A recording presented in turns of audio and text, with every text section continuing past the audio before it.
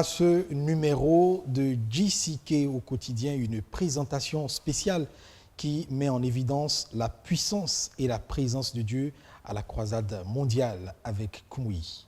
Mathieu, bonjour. Bonjour Samuel. C'est un moment merveilleux d'écouter ces messages et tous ces témoignages qui ont vraiment ému et impacté des vies. C'était un encouragement pour moi parce que j'ai été richement béni par les pépites de vérité que nous avons glanées dans le dernier épisode intitulé « Le miracle du salut ».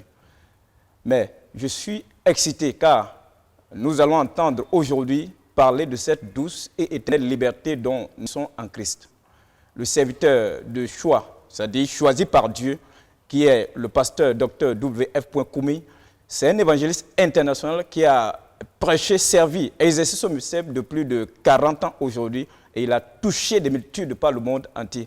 Et aujourd'hui, nous entendrons le message de Dieu qui nous révélera la puissance de Dieu, la puissance qui nous sauve, qui nous touche et qui nous guérit.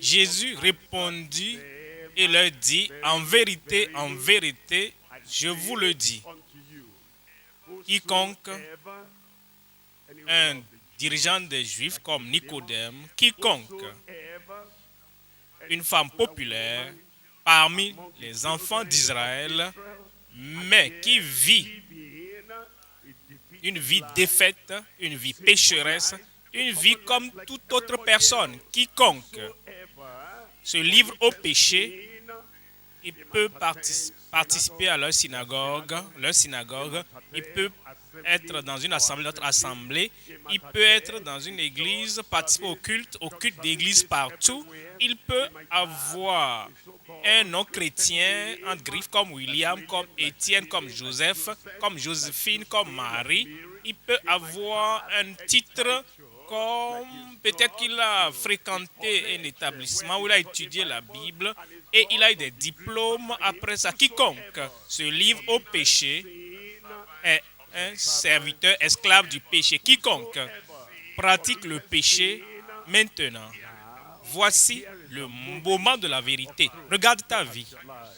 Peux-tu dire que depuis que tu es né, depuis que tu étais bébé et tu as commencé à ramper, tu es un enfant, tu as commencé à grandir, tu étais adolescent, tu continues à grandir, tu as fini les études, tu as continué à grandir, tu as commencé à travailler dans un service, tu as continué à grandir. Quiconque, est-ce que tu peux dire que tu es totalement libéré et que tu as mené une vie angélique, une vie céleste, une vie sainte, une vie parfaite dans tes pensées, dans ton esprit, dans tes actions, dans tes relations, quand les gens sont là, quand tu étais tout seul, quand les tentations, les épreuves se sont abattues sur toi, quand tu devais tenir et tu as été dominé par cette habitude pécheresse.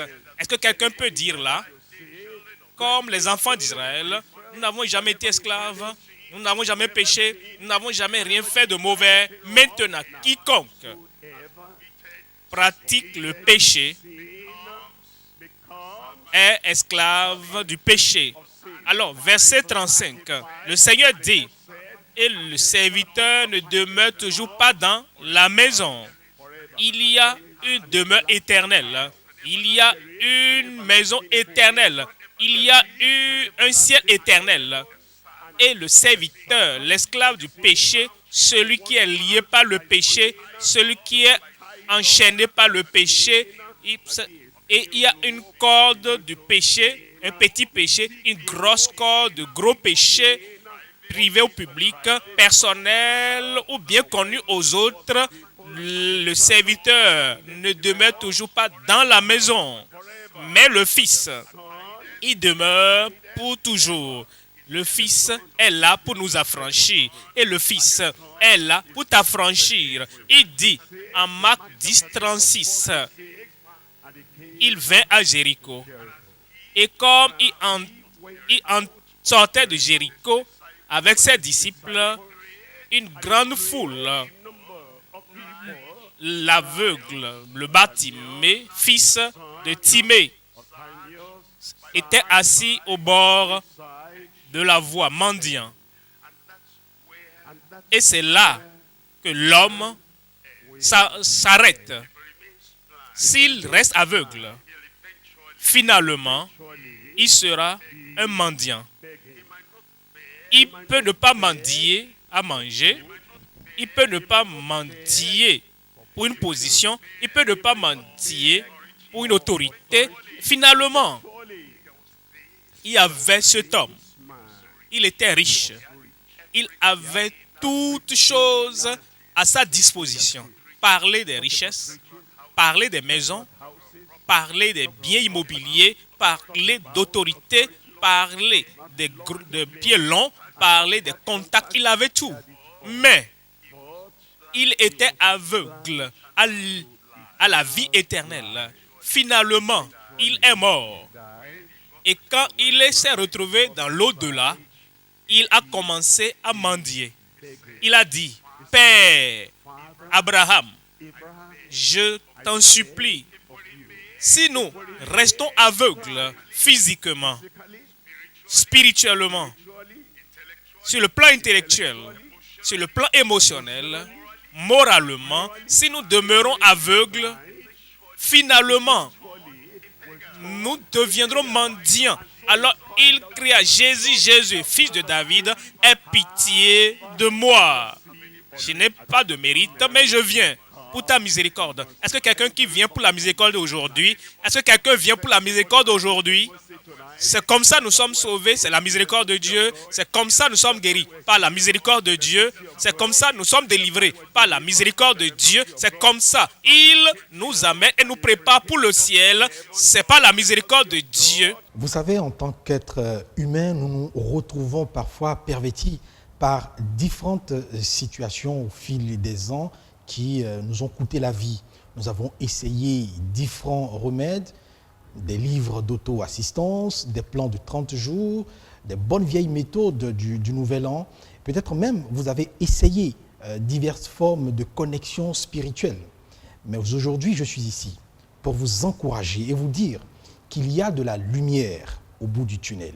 Il y a de l'espoir dans le désespoir. Il y a même de la force pour votre impuissance. Le nom de Jésus est disponible. Et avec ce nom, vous pouvez avoir la puissance gracieuse qui sauve, la présence fidèle de Dieu qui vous guérit.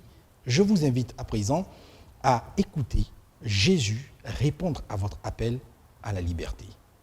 Il est désolant de voir comment ces mauvaises habitudes et notre incapacité à nous en libérer par nous-mêmes, qui sont directement liées à la cécité et à la vue. Et en d'autres termes, à la servitude et à la liberté.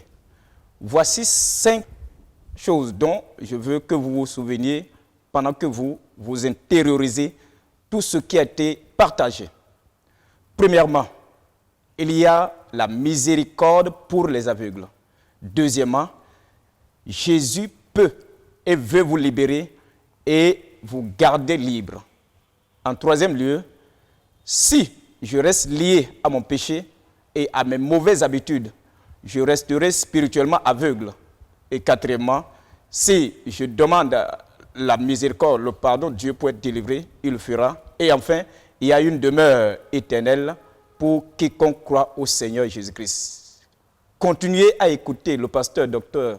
W.F. Koumi, comme il nous appelle à la miséricorde de Dieu qui a été acquise pour nous à la croix du Calvaire. Personne dise, j'ai payé tous mes droits dans notre église, j'ai donné mes dîmes chaque fois et je me sens pas que je dois une quelconque dîme et dit Seigneur, je veux aller au ciel et je vérifie mes comptes, j'ai payé toutes mes dîmes. Mon ami, ce n'est pas comme ça qu'il faut aller au ciel, c'est le calvaire.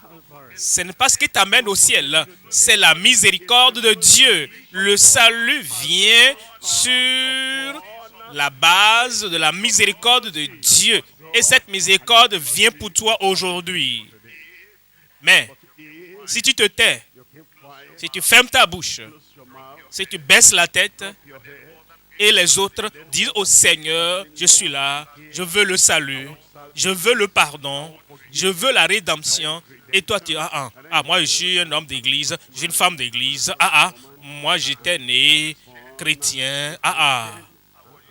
Comment est-ce que tu es né chrétien? Je suis né dans une famille chrétienne. Si tu étais né au garage, est-ce que ça fait de toi un véhicule? Une voiture? Non. Si tu étais né parmi ces troupeaux-là, est-ce que tu es une brebis? Non. Pendant que tu es né, qui t'a donné naissance, ça ne fait pas de toi un chrétien. Tous sont péchés et sont privés de la gloire de Dieu. Mais si tu veux attirer l'attention du Sauveur et tu veux dire, Seigneur, je suis là. Ici, maintenant, même aujourd'hui, tu dois invoquer Jésus et tu dois dire, Seigneur, je me détourne de mes péchés. Je crois au Seigneur Jésus-Christ. Gloire à Dieu. Le salut te parviendra là-bas. La guérison te parviendra là-bas. Alors, vous venez d'écouter ce message et peut-être que vous avez un désir ardent pour la liberté que Christ offre. Alors, il y a 3 choses simples, 3 pas simples et une prière simple qui vont vous assurer de cette liberté à présent.